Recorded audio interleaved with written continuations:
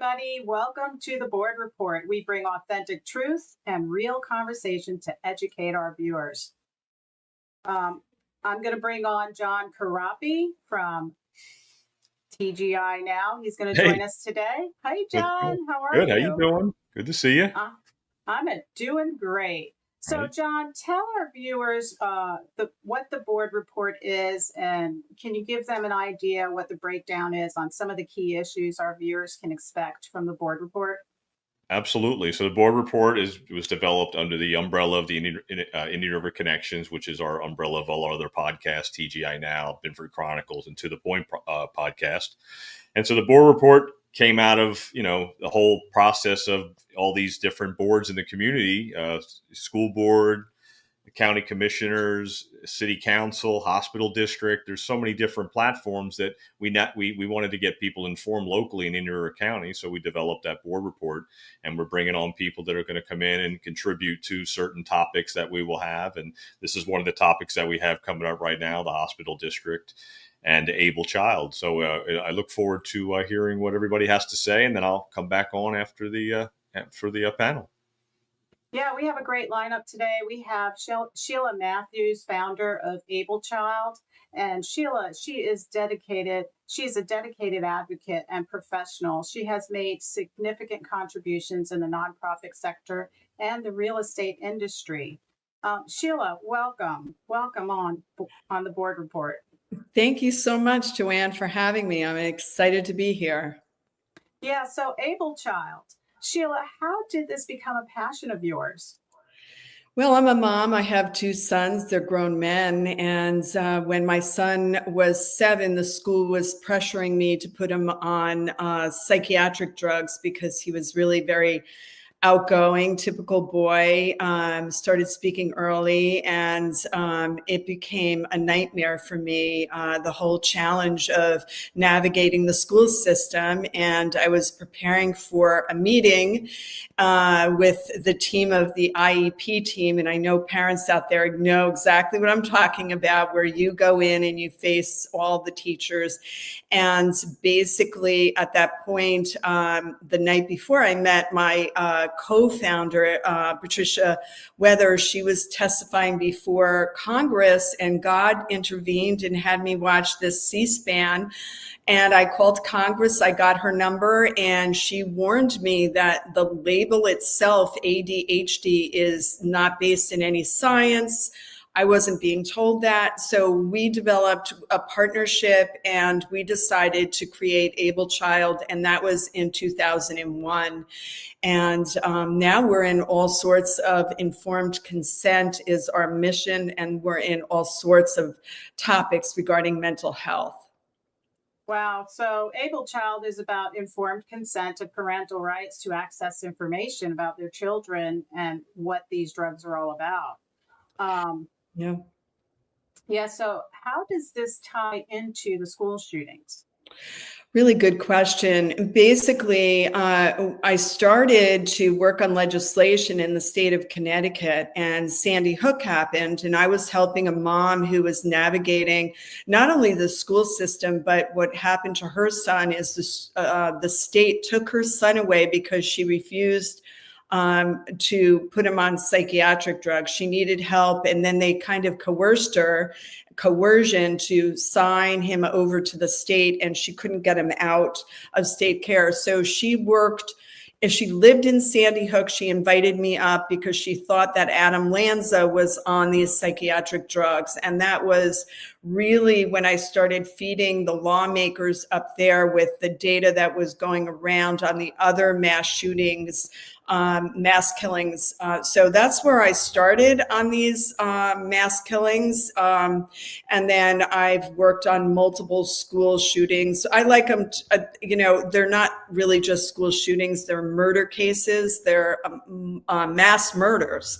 And so that's how I started in getting involved in gathering the information like the mental health records. So our organization, Able Child, ended up suing the state of Connecticut for Adam Lanza's mental health records. And then I've been working on it ever since. So Shelia, who's diagnosing these students? That's a really good question as well. And this is through the Association of the School Psychologists. And it's really not endorsed in any science. So a checklist will go home to, the parent will be called in, say, we think that your child has ADHD. The teacher fills out a checklist, the school psychologist, and even the mother, which I did. I didn't know that there was no science, that they were doing this checklist diagnosing. And so this is rampant in our schools. They're hiding it from parents, that there's no science behind it. So it's coming actually from the Association of School Psychology, and they get their data from the National Institute of Mental Health and a really big lobbying organization, NAMI, the National Alliance of the Mentally Ill, which is funded by the pharmaceutical industry. Wow.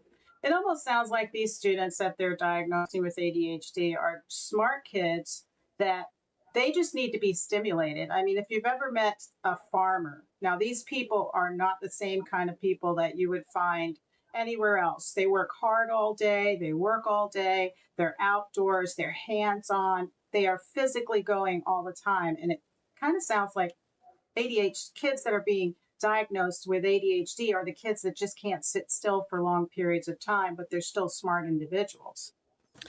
Right. And Able Child's research, and the name of our organization is based on President Eisenhower's Able Child. And that's where grants started, and they were pushed out into the school system to help gifted and creative children. So these children, if you take an ADHD checklist and you take a gifted checklist, they're not, neither one are based in science, but the ADHD checklist has a great deal of pharmaceutical money behind it, and they copied the characteristics of the gifted child. So it's actually fraud. And, wow. Able Child's been doing this for over 20 years, and nobody has challenged us on the fraud aspect of it. These children, these gifted and talented children, their identities are being robbed by this checklist. So what are the alternatives to work with schools and to get this psychiatric part of it out? Because schools shouldn't be filled with psychiatric situations. I mean, if a child needs to see a psychiatrist, they need to go outside of the school. It shouldn't be the school doing it. So what's the alternative to get this change? Well, it's difficult because President Biden flooded the zone with mental health clinics that are going to be entering and have already entered the public school system at an alarming rate. So what parents can do is go to Able Child, and they can file. It's a letter really nicely written by Senator Orrin Hatch, and he's since passed away, but his legacy is this letter where parents can put it in their folders and avoid all these psychiatric classes and all the diagnosing, and really each year replace it. And it says, I do not want my child to be in value clarifications. A lot of this transgender issues are coming through there, but parents don't have the information. The school isn't saying you have the right to opt out. The school isn't saying you have a right to look at the curriculum. That's federal law. So, we're a small organization. We've been doing this for a long time, and we're the only ones that have the data that parents can use to combat this before it starts. Yeah. Sheila, do you guys go up to sessions to write bills and try to get these bills? Do you have anything that's going on right now?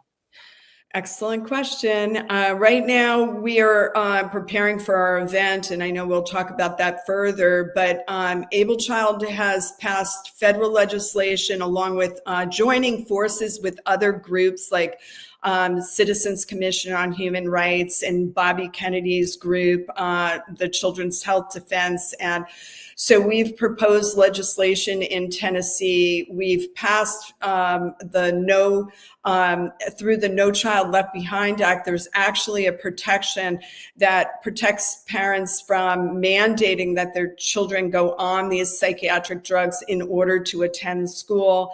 So we've passed that. Able Child's work extensively into the behavioral health oversight committees around the country. We've testified. We've done stories in Montana where foreign entities are restructuring the special education department. It's pretty deep. It's powerful. So to answer your question, we're spread a little thin, but we do plan on doing legislation in Tennessee and Florida. And we have a really good proposed bill in the state of Tennessee that we're hoping to push through. Wow, that's amazing. Thank you so much for what you do. Now, Able Child has an event coming up in February called Shattering the Narrative. I have a little video that I just want to show on that for our viewers to see. Let's take a look at it.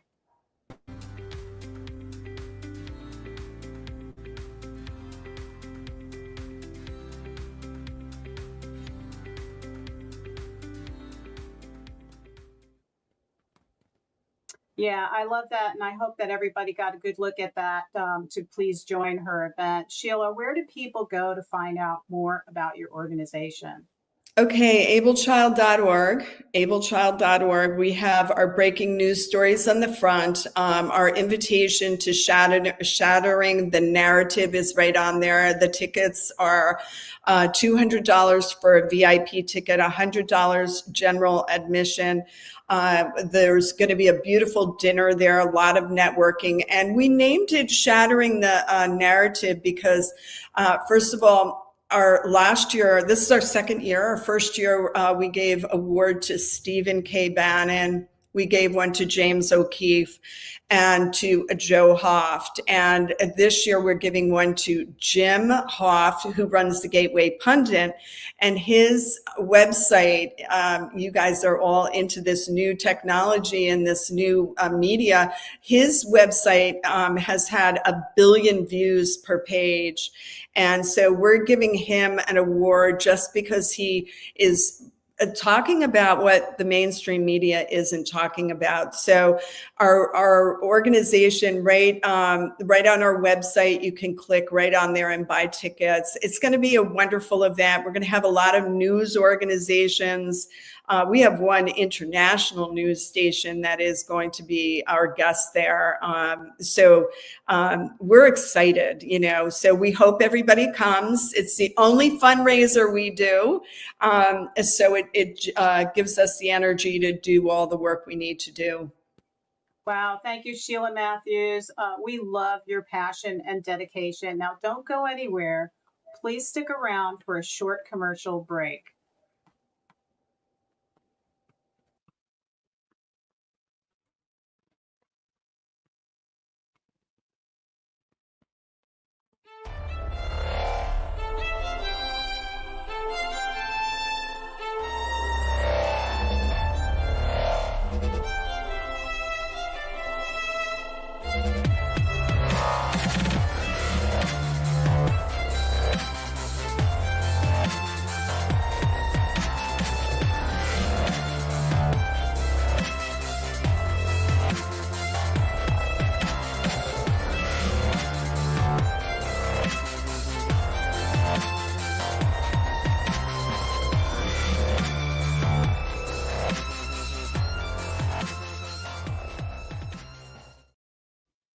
Hi, everybody. Welcome back to the Board Report.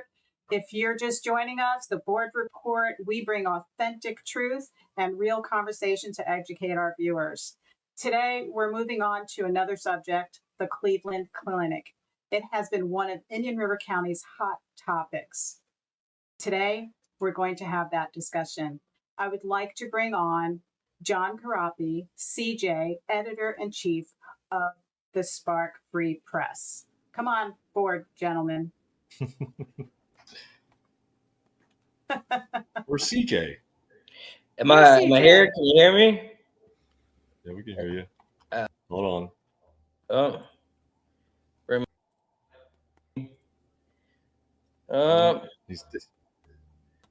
Let me load out and load back in. No. Yeah. Hold on. Let me see if I can bring you on board. Nope, can't bring you on. He disappeared. Let me load out and load in real quick. All right. All right, folks, hang on just a second and we will bring CJ on board.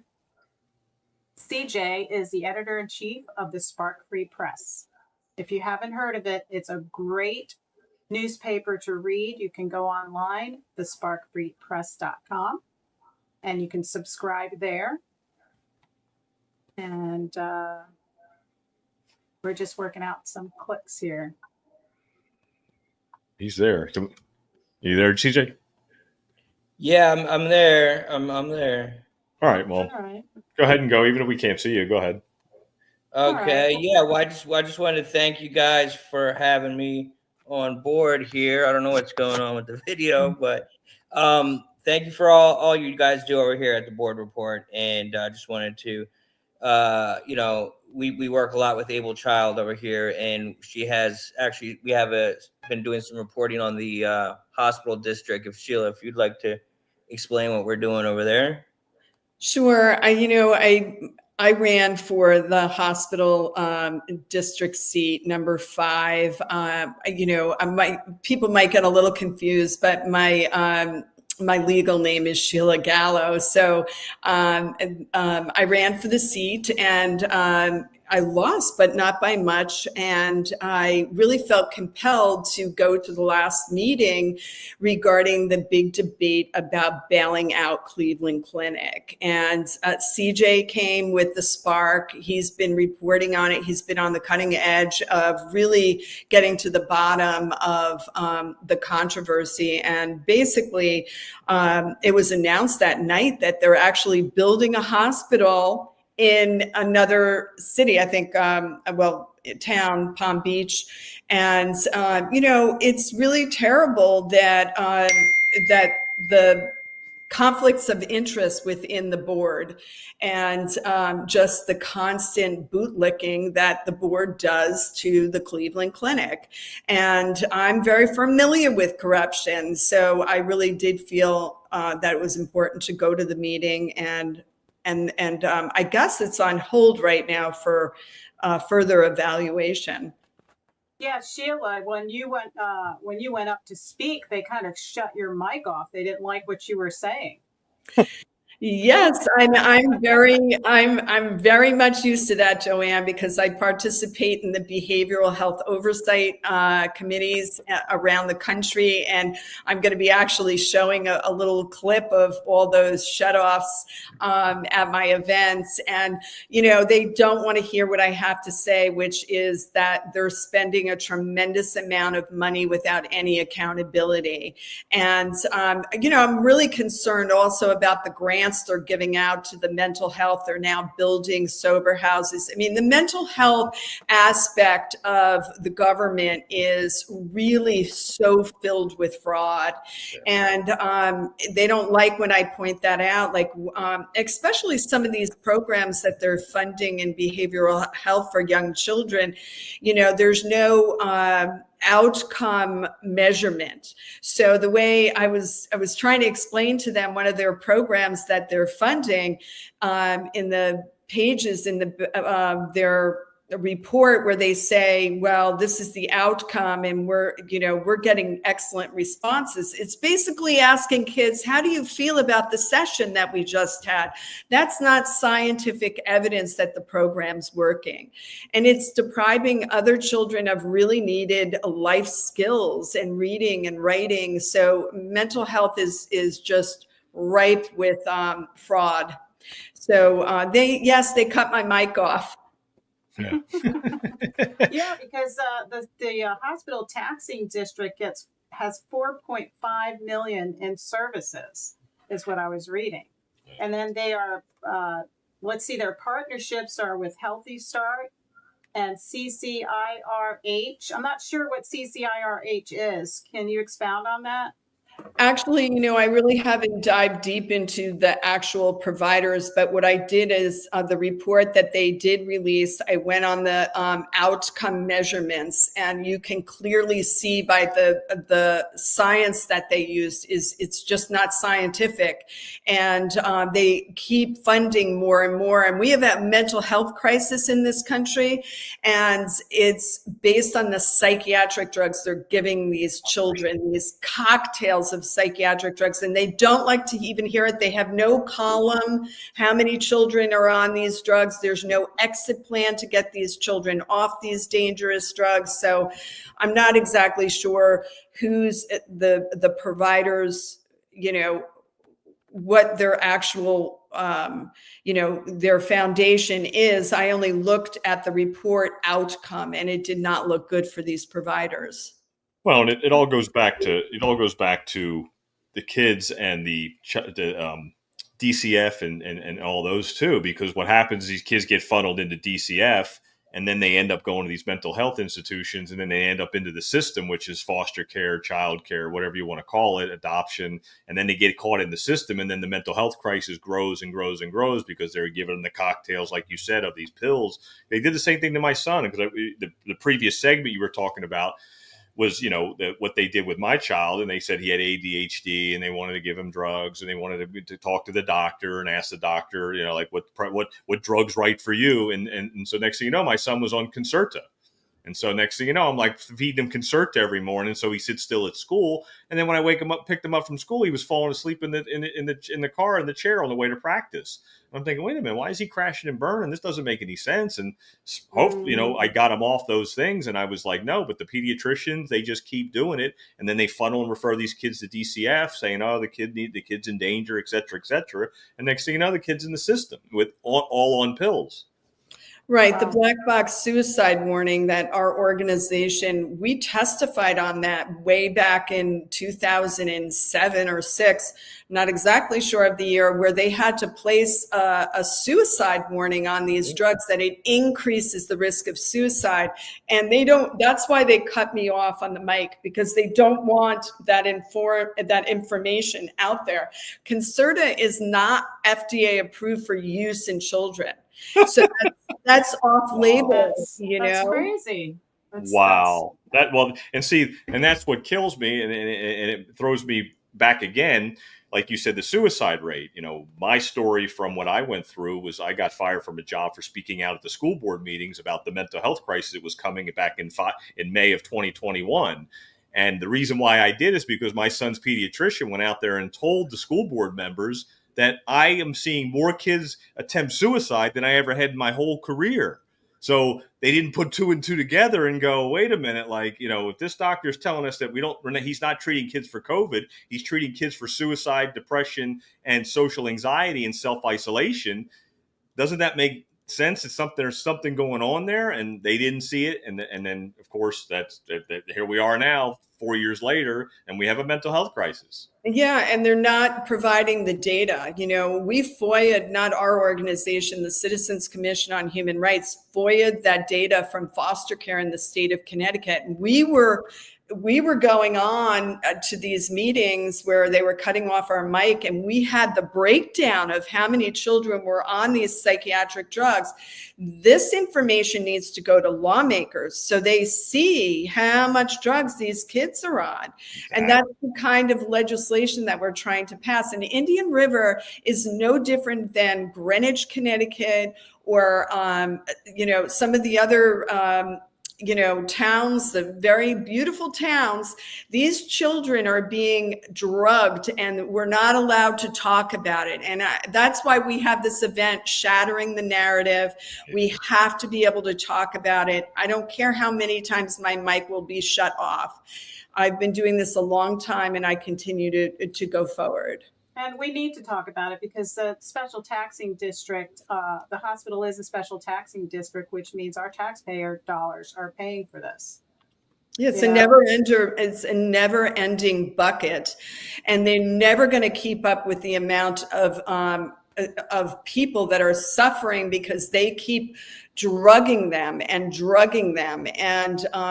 so we as taxpayers need to really stand up to this and speak out. Right. I think you mentioned a great point there. We are the taxpayers. We're hiring these boards. We pay for them. They're public servants to us. And, I think it was great. We saw when we were out there at the hospital board meeting, we saw Dr. Zudans really just stand up and just say, enough's enough. And when he started questioning them, you have one of the board members saying, oh, you don't have to answer any questions. you really, we advise you don't have to answer any questions. And he called them out. He said, well, why would you advise somebody not to answer questions of the taxpayers? That was a really important point, CJ. Absolutely. That was the attorney for the board. And this is what you're up against. It's a very aggressive suppression of the American people. These advisory boards need to be dismantled, in all honesty, because they're only being a shill for the pharmaceutical and the mental health providers. And believe me, Indian River is a very wealthy, very well-funded pharmaceutical based, I want to say, town. They really are. Absolutely. No, absolutely. And that's Yeah. why, hence the mental health, wings that they're building at the hospital in order to feed these kids to that wing and to fuel that fuel. Like Rocky said in the comments, it's a pharmaceutical apocalypse. I mean, literally. I mean, that's what was coming, and that's what was fueled. And my question is, why are our taxing dollars so involved when we have Cleveland Clinic here? Why do we have to spend so much money on health and services when we have Cleveland Clinic here? Well, that's a really good point. And I really like the attorney that is on that board. And he's pointed that out several times that, there's a lease that came with that contract. They're not living up to their contract, and they want us to bail them out. And Cleveland Clinic is a very well national hospital chain. And this hospital is they have investments that would, if we looked at just their portfolio of their investments, I think people would be outraged that they would be asking us for this money. I wonder, can the taxpayers trust Cleveland Clinic, and should there be a full audit of the hospital district? Yes. That's a good idea. I mean, a good audit. They're still waiting for documents to be produced. And this sober endeavor that they're going into, the sober house, CJ knows this. He's been in the field, and he's also seen it around Indian River. I mean, one of the questions was, what's your business plan there? There were other sober houses, and there wasn't a shortage of sober houses. And, so I don't know why we're allowing this board to bring us down and buy real estate, and they're just way out of their league. Yeah. The issue is that the medical system is now, it's meant to keep people sick and keep them with job security. If there's no sick people, everybody gets well. Again, if we make America healthy again, then there will be no need to be putting all this money into the medical system. So they have a invested interest in keeping you sick in order to fuel their private businesses and, siphon off our tax dollars. This has gotten out of control. People need to call them out on it. We were just at a meeting, me and Sheila last night or 2 nights ago, and they were saying that there's poisonous medicine that they're putting in the water supply in Indian River County. Brevard County just got them to take it out of their water supply. They had to go to their county commission and get everything done to just get that out. So they're saying that they're calling this poisonous medicine fluoride, and they're saying that, why is it even in the water, first of all, and second of all, it's illegal to put any medicine in a water supply. That's just against the law. Wow. Yeah. Wow. Yeah. And I wonder I think the taxing district is required by our county, but only a percentage of it. So if we don't have to go further into spending money on the hospital district, it seems like they're going over and above what they're supposed to be doing. Yeah. And using taxpayer dollars and acting like they have the power to do that. It seems a little bit unconstitutional when you start really using the taxpayer dollars for a lot of these things. I agree. I think that the entire picture needs to be looked at. Cleveland Clinic was not the only choice. This board selected this out of 3 bids, and they are, we want them to do well. There's no doubt about it that we want them to do well, but we're not stupid.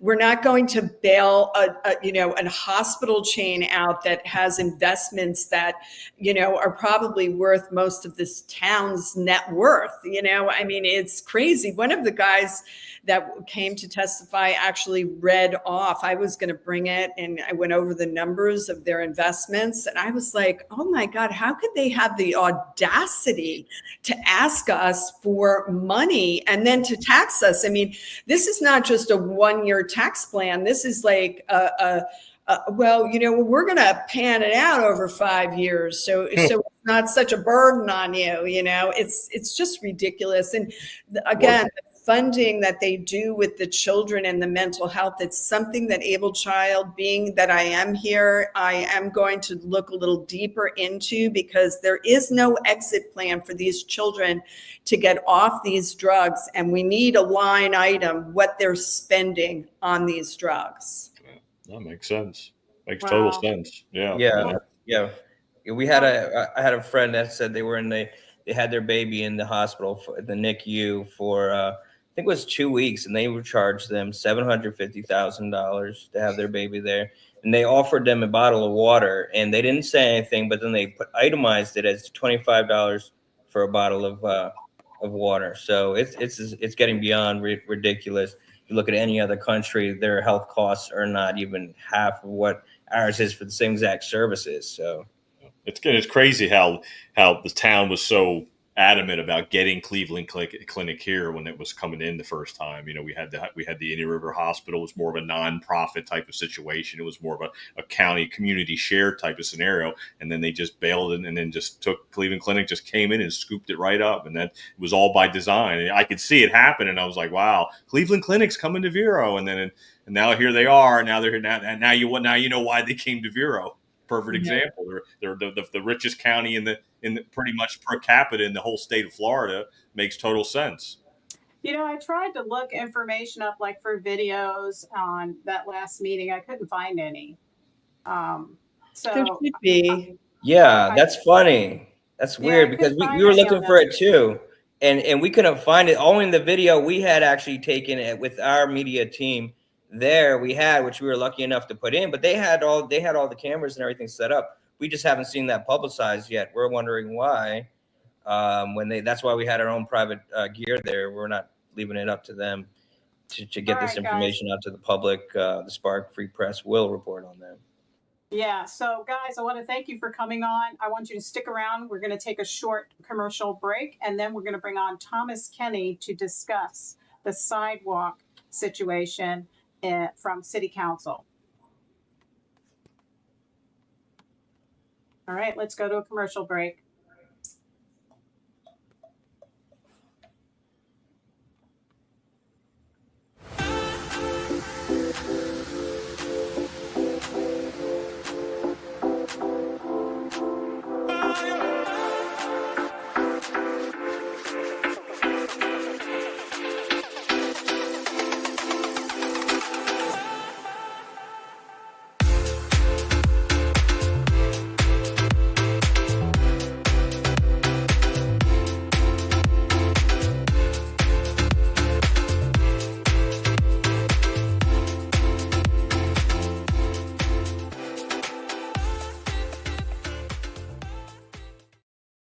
Hi guys, welcome back to the board report. We've got John Karapi and Thomas Kenny, editor-in-chief of the Sunshine Journal. Hello, Thomas. How are you guys? Doing good, doing real good. Hey there, Mr. Karapi. What's going What's on? up, buddy? How you doing? I like your hat. Nice. Hey, we're talking about schools and fools. Oh boy. Well, Thomas, we need that update on what's going on with the city council and that sidewalk deal. Oh, it's a sidewalk. Now it's a boardwalk. It might just be a concrete walk. We have it at the Sunshine Journal currently live on Substack. And I can share that with you if you want to do that. Is that okay? Yeah. Hold on one second there. So, well, I don't have it now. You can go on the Sunshine Journal, substack.com/the @ the Sunshine Journal will bring you there. And basically what happened this week, back last June, the city council, in their due diligence and stuff like that, voted to put in a weaving sidewalk at the oceanfront edge of Humiston Park behind the dunes, which ecologically makes perfect sense. That previous concrete walk that everyone calls the nostalgic boardwalk, that's only a block and a half long, roughly 450 feet. I mean, it's not a boardwalk. It's not a boardwalk like, if you come from the Northeast or the Mid-Atlantic or these traditional bigger beach towns where they got Ferris wheels and concert venues and nightlife on their boardwalk, and it makes it equal as part to actually going to the ocean itself, and they have the cool fish restaurants you can't go anywhere else to get and all that stuff. This is not us. This is just a little park. It's a block and a half long. It's got 4 entry points onto the beach, and it's become a town buzz. So they voted 4-0 because it was, it cost $800,000. They're going to put 2 pavilions there at $40,000 a piece, the shade pavilions, and then the lifeguard stand is another $150,000. So roughly $1 million. And the city had it budgeted and everything, and they were expecting FEMA to put up $400,000 at a minimum. Turns out their application asked for a whole bunch of stuff. FEMA was like, hey, none of this is yours. One of the things that they asked for was, hey, replace our ADA handicap access ramp. Well, they never had one, and FEMA saw that. And so they're like, we're not buying that for you. So there was that. And then there was the sand dune replacement. They asked for was about $30,000 worth of, there it is. Thank you, guys. Your producers are cracking. I'm telling you, man. So the big X thing is me, being artsy in Canva. But our crack art staff, and that's a picture of the artist rendition of the sidewalk that got voted down. Well, FEMA's final assessment was only $83,000, right? Right. And the funny thing was, so you had that, if you look at that brown house there, they used to be across the top of the dunes, was that concrete walk that it had if you guys scroll down a little bit in that article, you'll see it. There'll be a picture of it. You guys can do that. That would be awesome for your viewers. So there it is. It's a beautiful thing there. Like you can put the pointer there on those nice metal guardrails that look like a boardwalk. No, they don't. They look like prison bars. And then if you see right there in the front behind the green planting, there's the junction box for the power that's run along the top of the boardwalk. Concrete walk. It's not the most majestic looking structure for beach nostalgia that you've seen. That thing's been there for about 45 years. And the reason it's there is because the wooden structures kept getting destroyed. Mm-hmm. It's costing the city a lot of money. So they built this thing. Anyway, a section off, if that's facing north, so a section south was what broke. It was a 16-foot long section, about 192 square feet of the 5,321 square feet that thing is. And FEMA was like, hey, that's all that broke here. We're going to fix that. Here's $400,000. That's our initial assessment. And they asked for all this sand for the dunes. Now the county and the city have what they call an interlocal agreement, where through the tourist development tax, the county does all, that's how the beach is renourished with the sand. So they do the dunes and all that stuff. So they put in their assessment to FEMA, hey, we got $30,000 worth of, it was like a bunch of sand and the dune renourishment. The plants were like $30,000 in and of themselves. And FEMA came back and said, you guys got this agreement. You're not getting any of this money either. So they just kept FEMA whittled it down to $83,000. And they asked for that whole thing to be replaced at $1.991 million. $1,991,000. So they put in a proposal for that and got back 83 grand. That was disappointing. Yeah. So at this point, they're panicking because they've budgeted $1 million. They want to, and I think what they were thinking is look, if we get half of this, we'll just put the thing back the way it was. Now, I'm speculating, but that seems to be what the case is. And it turns out, so then they come to the county because now they have no money. And they're like, hey, county.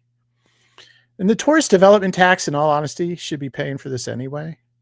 I think the city has a real argument there because that's what it's for. It's tourists they come to where? The beach. They do other the whole events. Little section there, a lot of tourists go. I mean, even when my brother came and stayed, he loved that area. He was like, oh my gosh, I love Vero Beach. I said, don't tell anyone. And for what Vero Beach is, that park and its serenity, and it's a very calm atmosphere. It's not a hustle and bustle like in say Rehoboth Beach, Delaware, or the Jersey Shore where you got all this nightlife and everything. For what Vero Beach is, it makes perfect sense. The park is that it just gives that nice quiet solitude, quiet enjoyment of nature. Well, Thomas, the star out there is the ocean. It's not that boardwalk, that's for sure. What about the citizens? Some of the citizens wanted the boardwalk to be more old, nostalgic, like they even wanted to donate money. Yeah, and it's true. And so, the staff came back after the citizens made the uproar, and they were like, hey, we recommend the concrete one. And I'm thinking, the citizens want the nostalgia 1930s boardwalk. Right? That's what they want. And it would lend to that aesthetic that I just talked about. So, that makes sense. It's actually a little cheaper than the concrete. But here's the thing, the maintenance. And it goes back to this tourist development tax issue. The city averages about 49% of all tourist tax and revenue coming in. They just raised it another penny. And Let's Talk Vero did a poll survey. They had 214 participants so far, 109 city, 105 county. Overwhelmingly, 86% said the TDT, the tourist development tax, should be paying for this upkeep. Because look, tourism is a product that Indian River sells. But some of these county commissioners don't want to do that. We still have a quarter point of this tax going to Dodgertown. Dodgertown was primarily, it was written in the code because it's this professional sports team was there, and that was the Dodgers. But the Dodgers are gone. Yeah. When they were here, many of you residents know, because people were renting out their houses for 6 weeks or whatever and doing all that stuff, brought a lot of revenue into the town. All these visitors, newspaper reporters. You got a National League baseball team here with a historic background, and now they're gone. Now MLB still does that. It's the Jackie Robinson training center or whatever it is, but they'll have Babe Ruth baseball, intercity leagues, club teams. They all come in, but it doesn't produce, I don't think, the excitement of, say, an LA Dodgers. So Thomas, why would they want to be different from like JC Beach when that boardwalk was totally torn up? They still put a new boardwalk right back up. It's a nice wood boardwalk. So why would they not want to do the same thing? I think they've always wanted to do the same thing. I think the problem was they had no money. They lost a big referendum here in November. I mean, you think about this. You have polled in this referendum to develop downtown, you have polled about 3,000 people through your website. And I talked to some of the people behind all that. They said we polled about 3,000 people. They had a 60-70% approval on this referendum. Now, I don't know where those people were located, but when the city came out and voted, 65% said no. So how did you screw up the polling, or they were blindsided?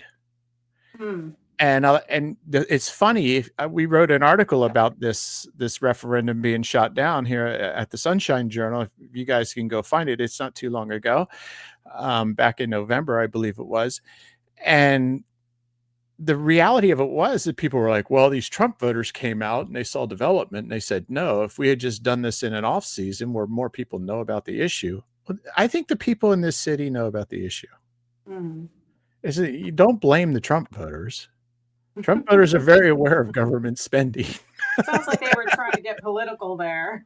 Yeah, well, and that's the thing is people project all these assumptions out there, and the bottom line is if 65% of your city residents said no, even though you polled quote 3,000 people and you got about a 60 to 70% somewhere in there, the exact opposite. Who are you who are you listening to? I don't think they're listening to the people. Yeah, well, and I think the people just, John Coutinho said it best. He goes, we got an answer, and so we have to do better at explaining. I, for one, think some type of development rules do have to change down there for the future of the city. The city's looking for revenue. The Three Corners project is ultimately a tax revenue thing. The development down there is tax revenue thing. But when you ran in 2022, you hit it right on the head. You were talking about, look, people will move here if the jobs are here. Mm-hmm.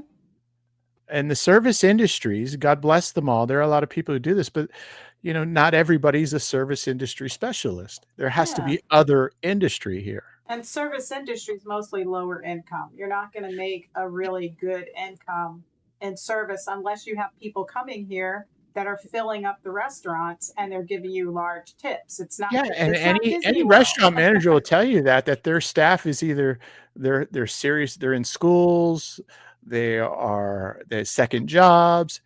They're not everyone's a trained bartender that has certain skill sets that can really make money at this, and some of them are wanting to go into management. But the problem is, the service industry and the medical field is not the only career paths that are out there in schools. Look, this is what bugs me about Indian River County and its conservatism. The top 3 job providers are schools, hospital, county government. Mm-hmm. That's it. And the only other person who's got 1,000 employees or more is Piper. God bless them. Thank God. And then the school district comes right behind them. No, the school district's number 1. Oh, yeah. And then the hospital. Hospital 2, county government 3, Piper's like 4 or 5. I think they're 4. But they're the only private industry up there over 1,000. Mm-hmm. I believe. I have to double check that, but the reality of it is that it's like you campaign. We need good paying jobs and we need to market. Because look, if you're building a tract of 800 homes over here and 1,000 homes over there, and the county's approving all this development, where's the jobs?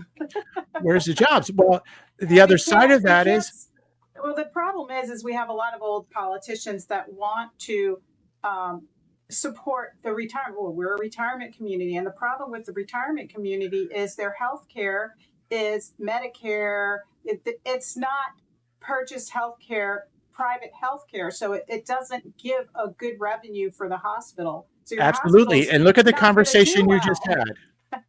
Look at the conversation you just had. They want a $13.6 million bailout because Medicare is not paying them. And anyone who will tell you, if you remember the battle of Obamacare back in 2010, they said this was the time in the 20s, 10 years down the road, when the fan is going to get polluted, right? Mm-hmm. And the payments are going to come back. And the one of the things, I used to run some conferences with Cedar-Sinai LA and all these big hospitals with Mass Mutual, and I can tell you, they anticipated, the feds not paying their Medicare share or Medicaid share, and that they're paying 19 to 25 cents on the dollar or whatever it is, but it's not a dollar, it's like a quarter of it, and so you've got Cleveland Clinic over here going, yeah, man, we're in the hole. Can you bail us out? And then they're building another hospital on finance. So, Thomas, where do you think we stand with this boardwalk? I think it'll get done. in that article, I point out that it's not very clear what they're designing, Right. because they did vote on a concrete structure, and the one thing that's always crazy to me is that the terms aren't really always defined. So people are, we would like a boardwalk, a concrete structure. Well, the concrete walk, or do you want a boardwalk? So I would agree you need a concrete base. And then, you can plank the top of it and make it look, historic. They have $175,000 pledged. Tom Core pledged $100,000. He owns the building directly across the street from Humiston Park, where they house the Warren Corporation. Yeah, I saw that. And John Carroll and Aaron Voss also pledged some Aaron money Voss, as 35, well. and Aaron Voss has already said on record that he said, "Look, we're not going to put in any more than what we've already budgeted for." And I believe, I heard on the radio the other day, and I still have to verify it, but Joe Flesher over at the county commission said, we could probably pony up the 400,000. After all, that's what they did essentially vote for. They are going to have to rescind that vote and then vote for what the city just decided, because the city in with a unanimous vote rescinded the sidewalk. Right now, the county commission is pledged to the sidewalk, and they're very specific on these things. So they're going to have to probably rescind or amend and then go back and say, we're for the project that they put forth. But the project isn't entirely clear. I don't mean to cut you off. We got about 15 seconds. Tell people how to get a hold of you and how to get subscribe to the Sunshine Journal. Substack.com/@ the @ symbol, the Sunshine Journal. Substack.com/@ the Sunshine Journal. All right. Well, let's bring up our panel folks, everybody from the panel to join us, and we'll have a complete discussion on our topics today. Hi, Susan. Look at that. There we go. Hi, everyone. Look at Hi, guys. Full screen. How's everybody doing tonight? Really good. Thank you. Thank you for having us on. I love your work, Thomas. And Thank you. I appreciate you keeping everybody informed regarding what's going on. It's very important. And CJ, you're awesome. So I just really appreciate everybody here. Yeah. I want to thank you guys for being a part of this. It's our second episode, and it played out perfect because our main drive is school board, but there's so many different things playing in our county, and knowing what's going on with our tax dollars. Like I say to everybody, I ask people, how many taxing districts are you subject to? Do you even know? They don't know. And I ask them, when's the school board meeting, if they have kids, and they have no clue. And, do you know anything about a hospital district? And they're like, they don't know what a hospital district is. So getting the word out and recapping some of the piles of nonsense or stuff that gets swept under the rug that costs us money as taxpayers, I can appreciate you guys for sure for coming on. I do have a question for you, Shelia. With your movement being a national, mission, who's your biggest advocate as far as, let's say, in Washington, or politicians that are actually getting behind you and helping you with this? Well, we've done a lot of work with Ron Paul and Rand Paul. So he proposed a piece of legislation, the Parental Rights Act, on the federal level. We've worked extensively with Senator Grassley's office. We're doing a lot of pieces on the attempted assassination of President Trump and the butler, and we've been supplying the full committee of our writings on the lack of data on Thomas Crooks. So we're pretty much embedded, I think, with Senator Grassley's point of view. We've worked with him over a long period of time. That's great. Any anybody in particular that's more of a wrench in the wheel, that's more friction than anything? Well, over a long period of time, I've been up against now deceased Ted Kennedy. I was up against him up in the Boston newspaper about the medication of children and his push for parity. And so, I'm hoping that Robert Kennedy Jr. His team will be featured at our event on February 8th. We're hoping, Make America Healthy Again will help. We've worked on the No Child Left Behind with former President Bush, and Neil Bush was supportive. So we work with both sides of the aisle, and we're going to continue to do that and educate lawmakers. We work in Tennessee with the Tennessee Star, has been very supportive. Lawmakers come and go, the corruption stays. So media is a big play for us. That's why we're supporting CJ and the Spark. We really want to build this up. Able Child, as a nonprofit, wants to support the informed consent part of it. So good question. We're going to see what this new president brings. And Steve Bannon, had me on his show, and I'm in contact with him a lot on different stories. And I said, I've seen a lot of presidents come and go. And so I'm always happy to work with anybody in Democrats and Republicans. That's awesome.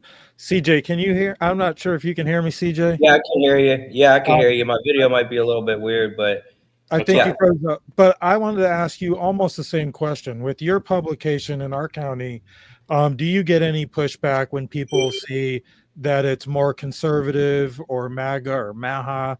Do you get any pushback from your publication in our county? Well, look, if we didn't get pushback, we wouldn't be doing our job. If we didn't get, banned on Facebook every now and then, we wouldn't be doing our job, right? I mean, we live in times of the most censorship you have ever seen in this country. So, big tech has had a grip on free speech until Elon Musk. So, yeah, we get tons of pushback, but, we're going to tell the truth, and we're going to get to the bottom of the story, no matter what the result is with the pushback. I can just imagine. I mean, we're kind of in the same line of work as far as, trying to push the truth out there. And we see the trolls that will bleed into the comments section, and they'll always try to steer the narrative and push the false news out there. Like we're bad people trying to do away with a desegregation order. But, and we saw that in our comments of the last episode, but there's really nothing political about it, especially when it comes to informed consent, in our children, or our tax dollars, like with the sidewalk or the boardwalk. So not to leave you out, Thomas, what is this costing us as county taxpayers or city residents? What's this debacle next going to cost us? Well, it's not really a debacle. It is what it is, but it's how it's, there's this thing called a tourist development tax. And it basically, the county's divided up into two districts, the city, which is 13 square miles, and the rest of it, which is 617 square miles. Okay. The city provides 48% of the revenue. The county provides the other 52%. And I think the city deserves its portion. Now, some people say, well, the city hotels get used for county events. True. But the reality of it is some people might not come if those hotels weren't located next to a beach, which where the city is. and the vice versa. They might not come if they don't have the county event. So that's an irrelevant argument to me. The bottom line is this: the city is the tourist destination. Laura Moss told me, and she's pretty middle of the road, but Laura Moss told me, she said, look, the county was developed in 1919. We had its 100-year anniversary. Vero Beach is going to come up with its 100-year anniversary from 2025. And when they incorporated or whatever in 1925, it was Vero, Florida, and they put beach in it, knowing the beach produces people. They show up. So yeah, you have to look at this and say, all right, there needs to be a reassessment of the tourist development tax. We're not paying for it necessarily unless, we go over to Mulligan's or any of the other fine restaurants over there and we spend some money. So with our relatives come and use the hotels. So with what do you think is going to ultimately end up happening with the three corners, and how does that affect that tourist taxed or the hospital district? Because there is that the same proximity? I'm not. Well, that's going to be in the city, so that tourist development tax is going to be applied, obviously, to a lot of things that are there. There will be, the plans just came out yesterday. I've been actually reviewing them for the last few hours yesterday and some today. And ClearPath, who had that $550 million plan, and they had a theater out on the water and all this. They had this like river canoe thing. I mean, it was crazy what they had in there. And not a skateboard park, but they scaled back to about $250 million. They still have the theater; it's now on the land, and they realized, hey, whoa, we overshot the expectation. So, and what SUDA did, they're the other ones who have applied, and that was the big battle back in the day, and there was this whole controversy of disbarring SUDA. Well, I don't want to get into that now, but they're at about 190 million, 192 million for their plan. And what they did is they're giving the same plan, but they refined it. So they guaranteed, hey, Big Blue, the way we told you we wanted to renovate it, which you guys were skeptical about, we sent designers, we sent engineers in there, and yeah, we can do the job. And so you look at this and you say, this is going to be a real interesting contest, battle, whatever you want to call it. And I think SUDA really developed the park side of it on the south, where they're going to take out the sewage plant and move it out to the airport. That's a big thing that the city has to do. City's under some tight budgeting stuff, and God bless them. I hope they get it done, and we're able to have those parks and the different things that people Thomas. want. I just have one quick thing. I read about that plan. I was looking up the design firm, and they're very connected to China. It's an international design firm. No, the other one, ClearPath. The designers are really, I was shocked to see. And Hawk is their engineering firm, and Hawk is just in like 20-something countries. I'd have to go back and look at it. I've scanned the whole thing. Yeah, there's some breaking news coming out about that soon. Oh, wow. Where can we find that breaking news? That. Yeah. Spark Free Press. SparkFreePress.com. That should be interesting. Yes. That's all the questions I have. John, do you have any questions for our distinguished contributors tonight? No, I think we covered a lot of everything. I mean, the boardwalk thing. I mean, I lived here for over 40 years. I mean, I see what they're trying to do, and I mean, I get what needs to happen. But again, it's all about budgetary things. We're getting squeezed from all different angles with the hospital district and Cleveland Clinic, and the boardwalk, and it's just it has to stop. And even the fluoride we brought up, and we got to have some breaking stuff on that as well with the whole water thing. I've had a couple people reach out to me. We are changing Orlando, and folks over there want us to get involved in that. So the timing is good for everything we're doing. So we're bringing all these to the forefront, and so I think this is a great second episode, and then it's just going to grow from here. So I appreciate everybody giving us your time and speaking your truth. Go ahead, Thomas. Well, one of the things too, in regards to that tourist development tax, that'll happen with that, but it's going to create a revenue base. Obviously, this big project. The question is if these projects are really sustainable into the future, particularly this Three Corners. Yeah, because it's got its eye candy. Don't get me wrong. I mean, I just want to show you some of these renditions. All right, I do. This is pretty dang crazy, and it only take a second, but this is what you're seeing. it's concerning that the Chinese companies involved in it. Because the first thing I think of Right. is smart city for 15-minute city stuff, and that's what it's become. And that concerns me. As a resident of this town for a long time, but I know it's inevitable. But we can stop it. We can say, no, we don't want that. Like, we don't. That's not. Nah, that's no good. But unfortunately, there's so much money that pours into it. I mean, even the Tom Core family put money into that boardwalk stuff. I mean, that's all Yeah. fine and nice and all, but it's at the same time, it's all political and it's just stancing. That's all. Wow, look at that Well, thing. yeah. My God, that looks So like that- it should be in the city. So that's ClearPath. Wow, They didn't really change. They scaled back. They scaled back. Jesus. Yeah, they What used are to we have exactly- canals in here where you could do rowing and row through the thing and all sorts of stuff. We So could what do a are we? whole It show looks on like a this. little city. Yeah, it It is. does. That's what it is. That's exactly what it is. That's what that makes total sense that this Chinese company's involved. It makes I didn't even know that. So now, again, this is why Wow. we're doing this, so that we get this information out there, so people know that there's Chinese money behind this, and our folks on the beach and the people that really benefit from what's really going on with this, they're the ones that are going to benefit from it, not us. Because I'll never step foot on in that area. I'll never Well, go near that place. It's not even Vero Beach. No.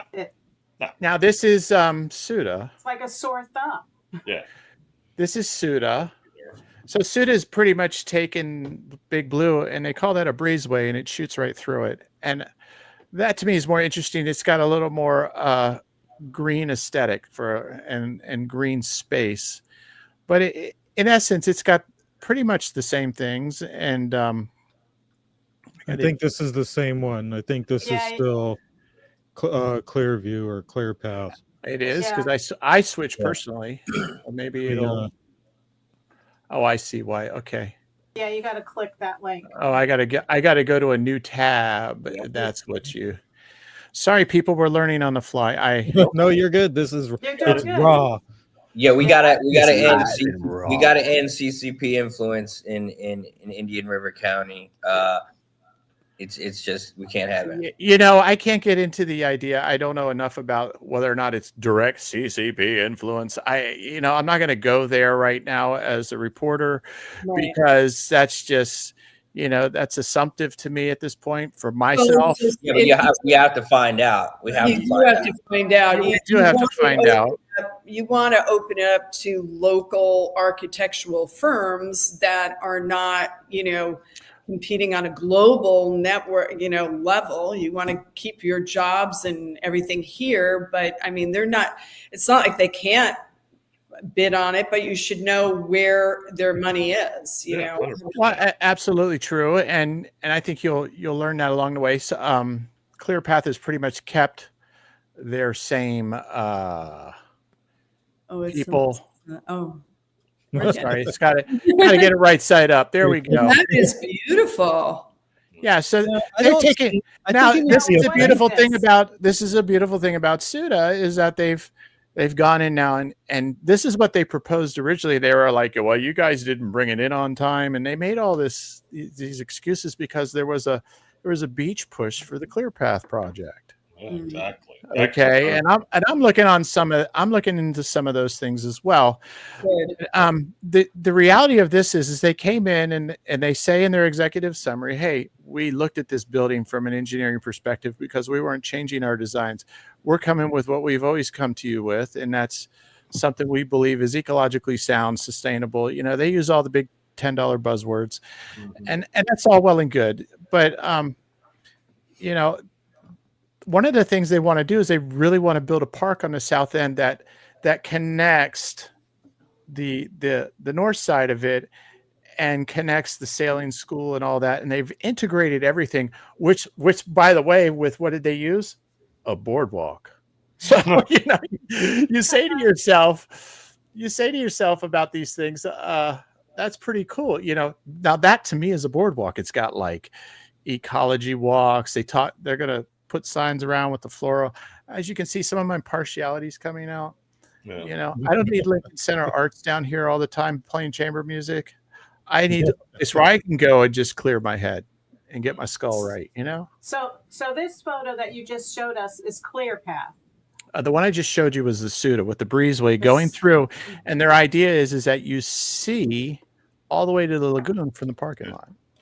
Pretty. Yeah. And it's cheaper. That's Very nice. pretty. And it's aesthetically beautiful. Like it's you Yeah. drive by it and you're just going to want to go there. I mean, you know, the chimney stacks, dude, cut them things out. Put some flags on there. Yeah. There you go. I mean, that's one thing ClearPath did, right? They put the big sails on there, and they would want a lookout tower. I'm thinking, you know, put a lookout tower up there. That'd be pretty Yeah. cool. That is actually a cool idea. I'm not for not having fun. Don't get me wrong. So, I like the lookout tower idea. yeah, that's one thing ClearPath got going for them is they turned one into a lookout tower. You know, then we Well, can we see if the appreciate Jedi are your coming. No, reporting on it. I'm Yes. sorry. I was just going to say, I really appreciate your reporting on it, and I'm Yeah. glad that you're bringing this to our attention because it is a huge part of Vero Beach. It kind of ties the mainland in with the island. Well, and one of my concerns too is, you know, you build something like this without developing downtown, and what becomes of downtown? Because there's going to be a gravitational pull of people to the shiny object on the lagoon.